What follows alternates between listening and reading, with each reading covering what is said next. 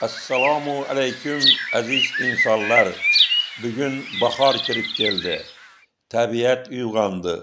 Yer nafas ola boshladi. Daraxtlar yana yashil libos kiyishga tayyorlanadi. Yer yuzida ekologiyani yaxshilash uchun har bir inson yiliga 4 ta daraxt eksa, tasavvur qiling, qanchalik havo musaffo, insonlar nafas olishi yengil, salomatligi uchun juda katta foyda keltiradi. Nima uchun aynan 4 ta dersiz?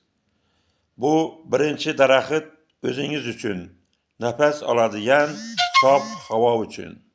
Ikkinchi daraxt ota-onangiz uchun, soyasi savob bo'lsin deb. Uchinchi daraxt farzandingiz kelajagi uchun. To'rtinchi daraxt esa Alloh roziligi uchun. Payg'ambarimiz Muhammad sallallohu alayhi va sallam shunday deganlar: agar qiyomat qoyim bo'layotgan bo'lsa ham, qo'lingda ko'chat bo'lsa, uni eking.